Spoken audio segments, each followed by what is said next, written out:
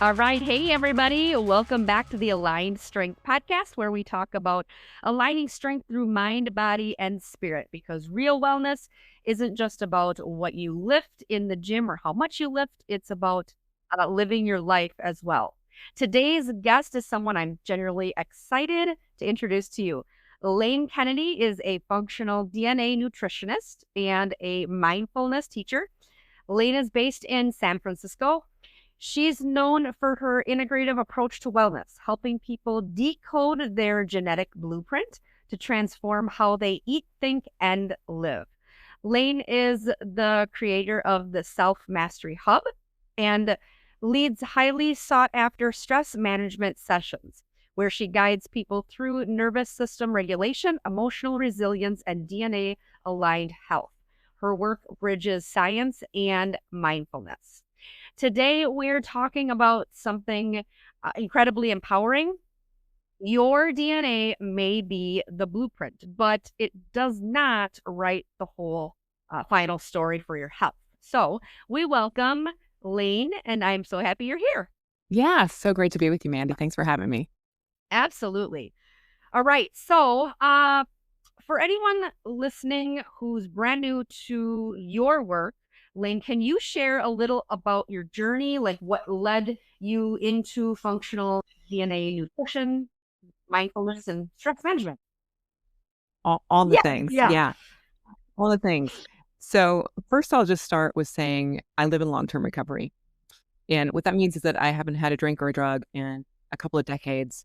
And so I thought my life was pretty good. It was great. Like I thought, this is what I thought, right? But lo and behold, about 10 years ago, 11 years ago, a while back, I found myself outside of my car screaming at somebody. And mind you, I had a 3-year-old in my car, strapped in his little car seat. So I left my kiddo outside screaming at this man in his little white truck because he wasn't driving fast enough. So I had what I like to think of as like an out-of-body experience of watching myself doing this absurd, having this absurd reaction to somebody who wasn't driving fast enough for me. And so that moment led me to evaluate, like, what am I doing? What just happened? And it was terrifying to me. And I couldn't understand it because, again, I'm living a lifestyle that I'm supposed to have things under control, that I'm supposed to be managing well. But I wasn't. I was furious, rageful, angry, and I'm trying to raise a little one. And I just thought this needs to change. And so that kind of kicked off a series of classes and coursework and mentorship and studying for several years. And then I started working with first responders. And the first responders taught me a whole bunch of information. And then I started working with another group. I started working with government employee agencies. And so that opened up another door. And these doors just kept opening. And, I'm going to scoot back just a little bit. When I got pregnant, the doctors told me I would never have a child. So my husband, we live in San Francisco, the Bay Area. And at this time,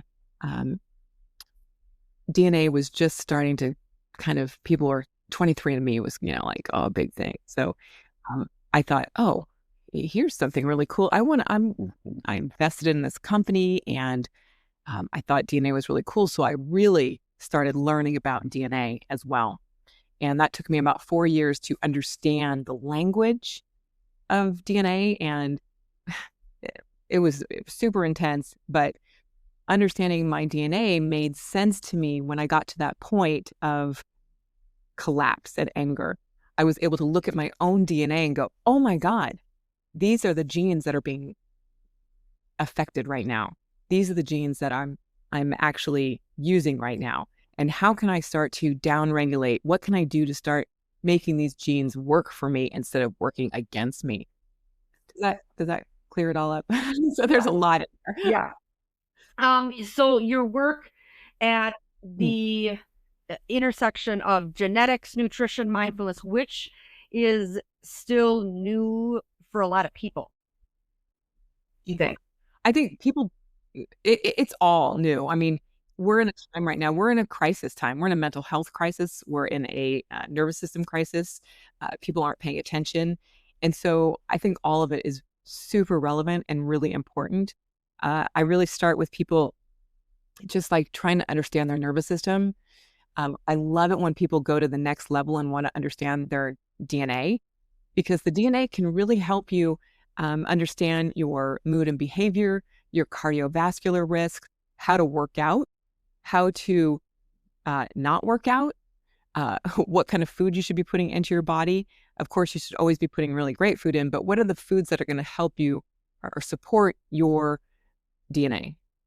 So I look at it from all different angles, and I support my clients in doing that as well. Nice.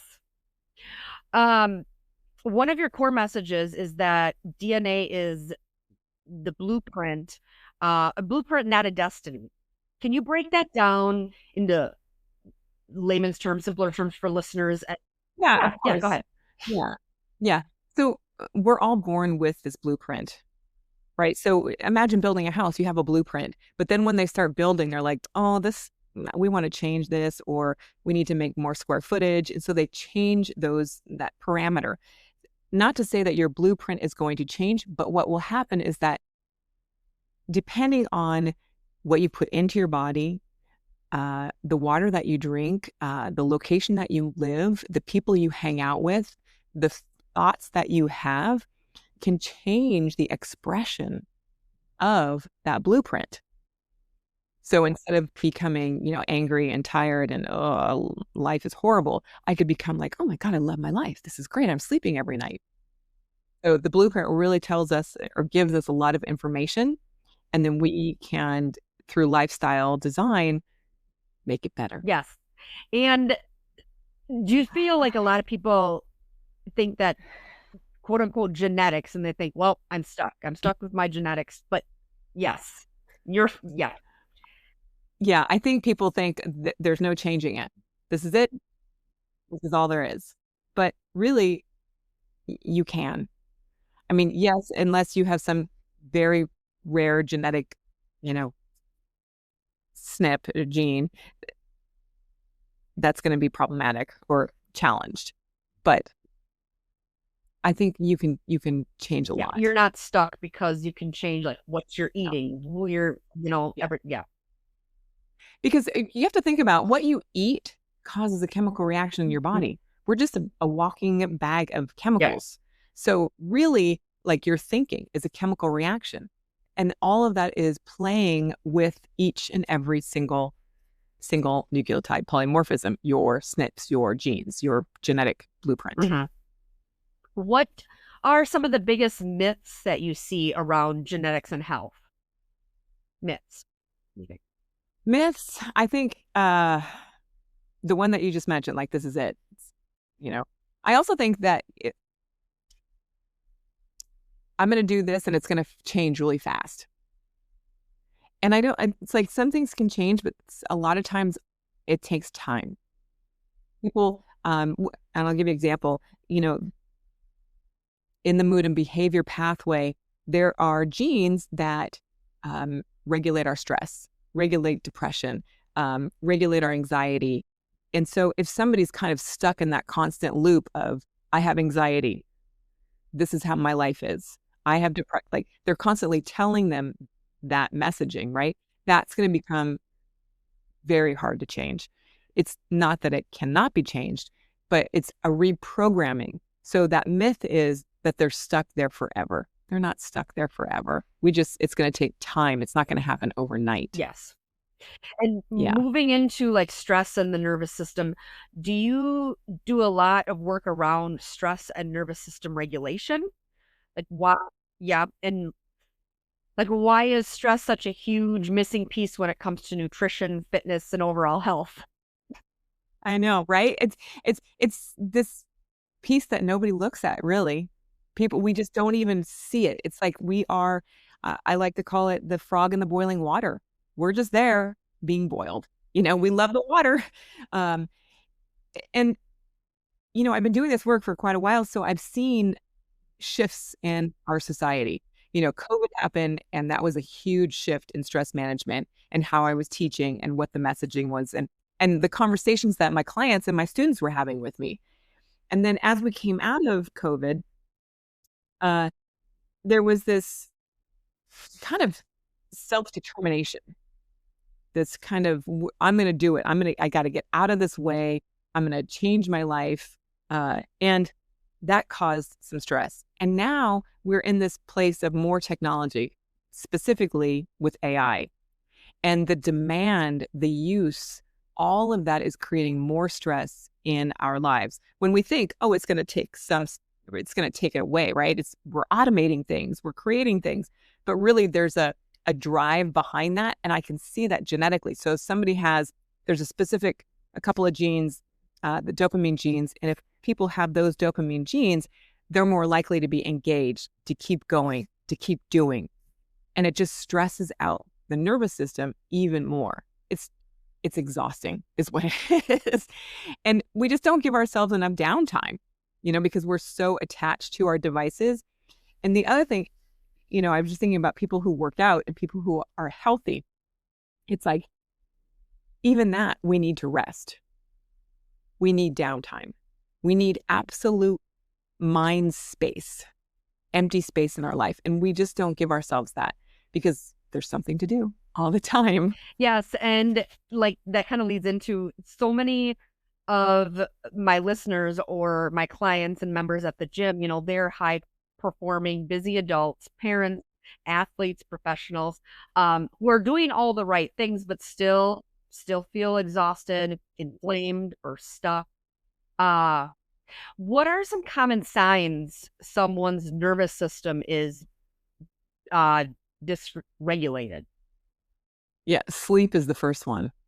Sleep, tension in their jaw, tired eyes, back or neck pain, things being too much, like avoidance. There is so much avoidance now, Maddie. It's like one of the first questions I ask is like, what's going on with you? And there's been an extreme uptick in, I just can't, I don't want to do that. It's too much for me. They have 10 emails just waiting to be responded. And then the next day it's 10 more emails.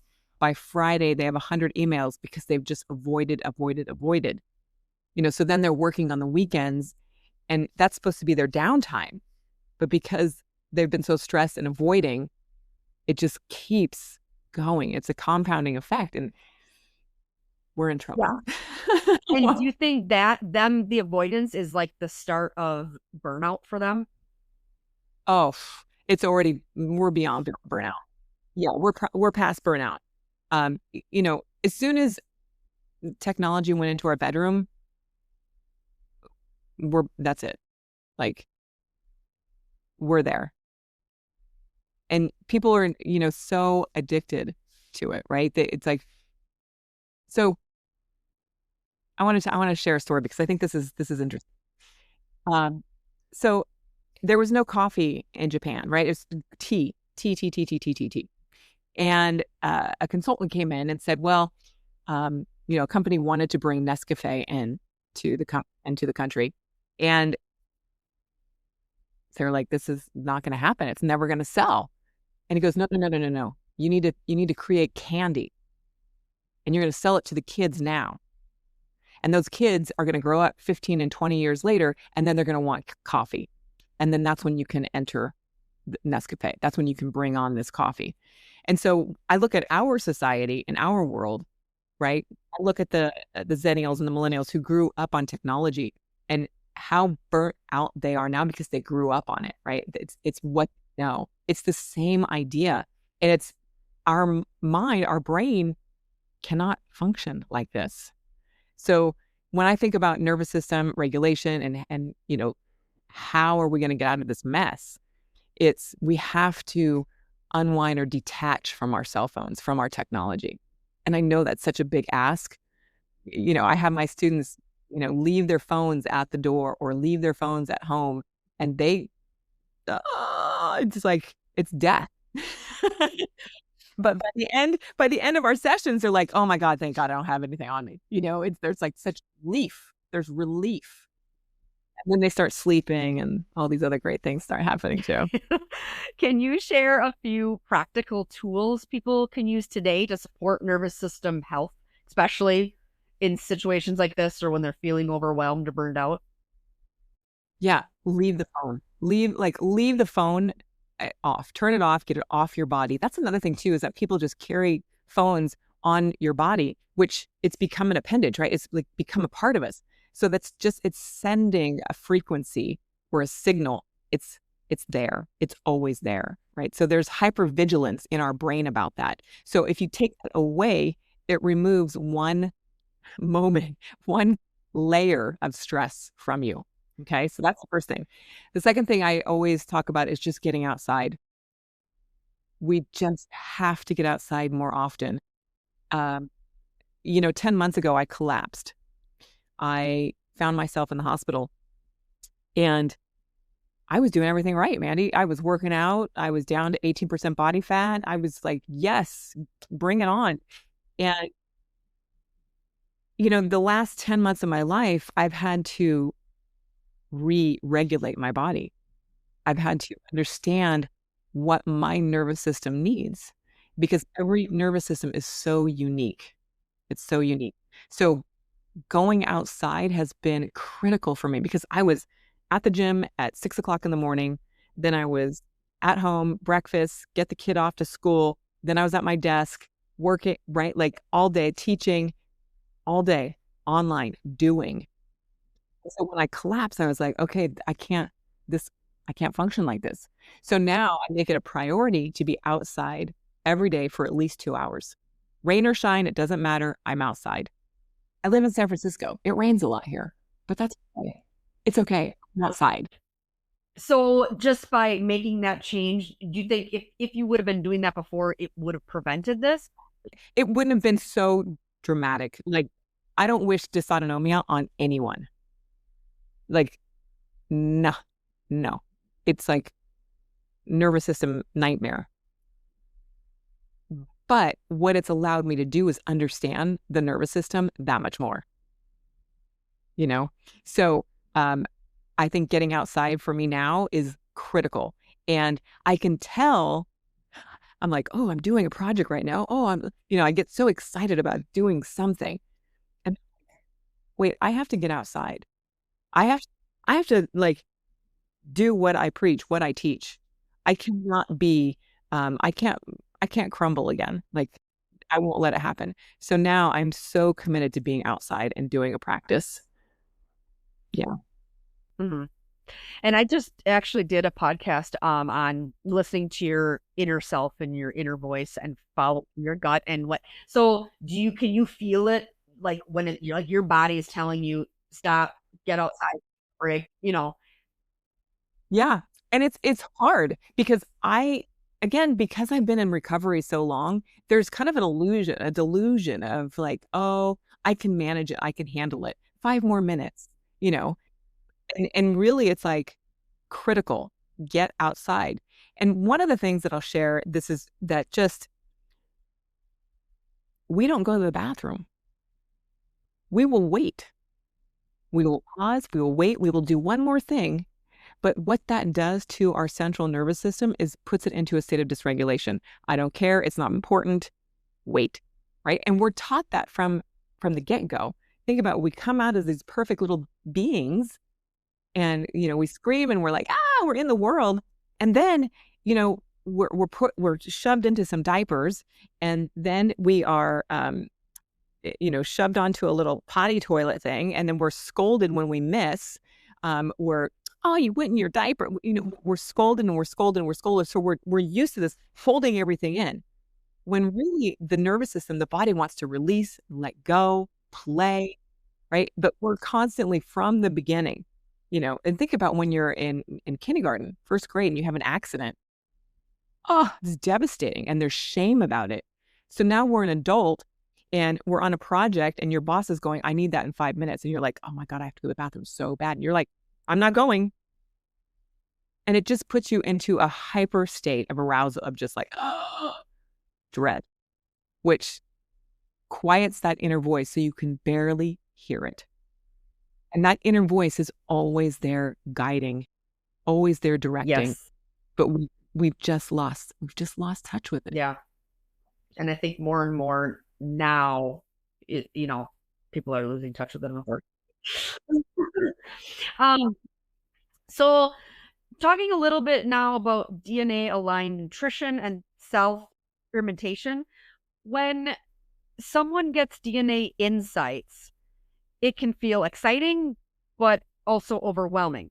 So how do you help people turn genetic information into sustainable action instead of stress or Yeah. perfectionism? Yeah, I definitely don't want people in stress at all, right? So I try to make really micro lifestyle plans with them, and we start to change things over time. Because yeah, you're handed a report and you're like, oh my God, what am I going to do with all this information? But I'll look at somebody's report and say, okay, you've got these cardiovascular genes that are a little risky. Let's just start there, and we'll leave everything else alone, and we'll just work on that for a couple of months and see where we go. And it's been really interesting for me to watch people, and I find that they can take about three things on, and that's about it. Anything over three things, it's too much. So that the three things could be, eating more broccoli, taking one supplement, and going on a walk. Yes.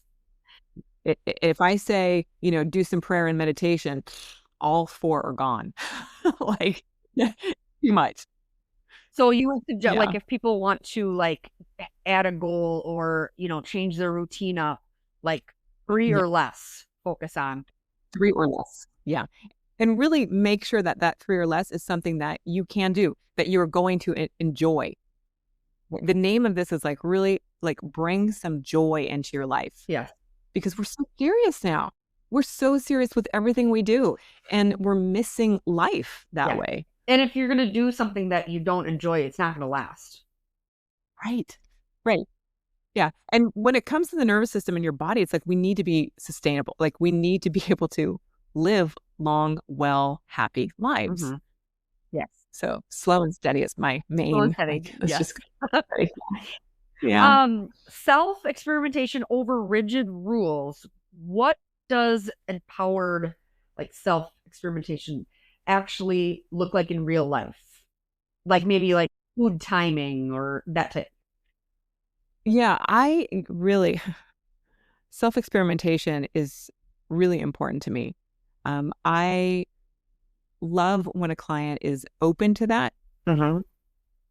because they have to learn how to trust their own body, because people are so used to a doctor telling them what to do, when to do it.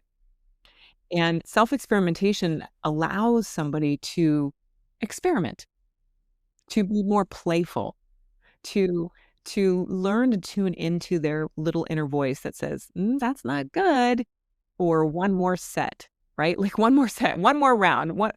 No, let's not do that. Let's back off and see where we're going. It's not easy at all. Oh, yeah, and I myself feel like I'm constantly experimenting with things for myself. And, being a trainer and a gym owner, people come to me just like they go to the doctor for answers. They come to me, but yet I still tell them I can, I'll tell you what to try, what works for me. It might not work for you, but you need to find what works for you. And Right. Right. Yeah, there's been a lot. So, because I work a lot with the peptide space as well, and I think there was so many people who went down the peptide arena of like it was very rigid because their doctor said it was supposed to be this way. And I was just working with somebody recently, and I hate this. I don't want this to be about a GLP, but it's a good example of this self experimentation where her doctor had put her on 7.5 mgs of GLPs. And I was like, um, and I said, well, why don't we just try? Just try, just trust your body, maybe. I mean, she's already lost all the weight. She's thin as a rail. And I was like, let's just try to microdose it. Let's just try, because your body it's not sustainable, right? So she was like very freaked out and scared, but she did. She didn't go down as low as I wanted to, but it's progress, right? It's like a little baby step in the self-experimentation. Good. So you talk about self-mastery, not perfection. What does mastery mean to you? And why do you think perfection is actually holding people back? I think we have a idea of what we should look like from somebody's image got stuck in our head, lodged in there, like you should be this way. You're 35 or you're 45 and you should have A, B, and C, or your body should be this. And really, again, I go back to the DNA piece and your own nervous system. Your body's going to be how your body's going to be. It is so powerful and it is so resilient. And it will find its way to homeostasis, whatever that means for that one body. So perfection is an illusion, I think, unless you're looking at it through like, my body is perfect for me right now, like that. Yeah. How does mindfulness fit into physical health in a way that's practical and approachable? Like, especially for people who say, I'm bad at mindfulness. Yeah, I know. That's comes up in my classes all the time. It's just, it's too much for me, Lane. But really, I like to look at mindfulness as just like a loose garment that you can just try on and you can take it off when you want. I like this lens of like it's easygoing. It's when you sit down to dinner, are you rushing through every bite, or are you actually like just looking at the plate and looking at the colors and looking at the portion size and smelling? And then when you put the food into your mouth, are you actually chewing it? Are you just kind of like swallowing it? Like, are you going through the sensory experience that food is meant to be? And when people start to think, oh, I can have a mindful life, I can just place mindfulness into my life for moments, then it starts to make more sense to them. Because if I just say, go be mindful, it's too much. So I have to give really clear examples. And eating is one of those clear examples where people are like, oh, I can just slow down and I can actually look at my food and it actually tastes like this, and explain the taste in their mind. It changes everything. And it makes it fun. Yeah. It's not so serious. Yes. Right? Yes. What's one mindset shift that you wish more people would adopt when it comes to their health journeys? A mindset shift that you wish more people would cling on to and adopt? Yeah, I think flexibility, like having a flexible mindset. Mhm. It's like people get so like, this is the way it's going to be, and they keep going down that path. And then when it doesn't turn out that way, or there's bumps in the road, it becomes destabilizing, right, to their whole system. And so I think, having that kind of flexible mindset is really important. And it's something that you can like train yourself, right? Like it's a skill. And it takes work. And this is where people, it's like they want things tomorrow, right? Happens tomorrow, right? But meanwhile, they've lived their whole life, quick-minded and anticipatory. And so when I ask them to like slow down, they're like, wait, what? No. Like, yeah, just try. Just try. Yes. um, some rapid fire questions for you. Sure. Okay, one daily habit you swear by. One daily, well, I meditate. Like, yeah, I do swear too. by it. I do too. That And I pray. Like prayer and meditation, I can't do one without the yeah, other. I would agree with that. And journal. Journal I have in there too that I like to add with Yeah, meditation. But yeah. very good. Okay, a stress myth you'd love to debunk. A stress myth. Stress myth. that you're always going to be stressed. Yeah. People think that I'm always going to be like this. It's always going to be like this. Baloney. It's not. That's a big, huge myth that I would debunk. Mhm. Yeah. Most underrated wellness practice.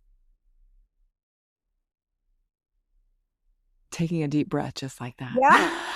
Yes. Breathing practice. Breathing. People forget to breathe all the time. Yeah. A lot of times in working out, I'm constantly telling them, keep breathing because Yes. they hold their breath. Yeah. Yes. One thing people can stop doing right now that would improve their health.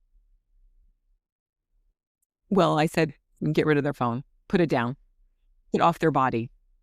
Just that is huge. And eat more walnuts. Oh, yeah? Well, walnuts are like brain food. So, everybody needs support in the brain. Yes. All right. A couple closing questions here. If someone listening feels burnt out, confused, or stuck, what's the first small step you'd encourage them to take after listening to this episode? I mean, besides, like, in addition to taking away the phone, like if we took away the phone, what would be the next step? Yeah. I would get involved with a class, get a teacher. I don't think stress management or, if you're in burnout mode, you can do it on your own. I really think support is critical. And when you say class, what type of class do you mean? Stress management, mindfulness, something like that, that will really kind of support them. Therapy can also support you if you have the right kind of therapy. Okay. Coach or even like a coach with it too. Yeah. Okay. Yes. And then where can people find you? If they wanted to work with you or reach out to you, where can they find you? Sure. Everything's at lanekennedy.com. Yeah, easy. Lane? I'm also on Substack too. All right. And social media platforms, I'm assuming. Social media is all Lane Kennedy. Lane Yeah. Kennedy. Yeah. Very good. Yeah. All right, Lane. Well, it was such a great conversation today. I feel many listeners are going to get so much out of this, and I'm so excited that I was able to have you on here. So, to everyone listening, your DNA is not your destiny. Your nervous system matters, and mastery is built through curiosity, consistency, and self-trust. If this episode resonated with you, make sure to share it with a friend, leave a review, and connect with Lane. And you will absolutely walk away with a deeper understanding of your body and your power. Until next time, keep aligning your strength in mind, body, and spirit. All right. Bye-bye.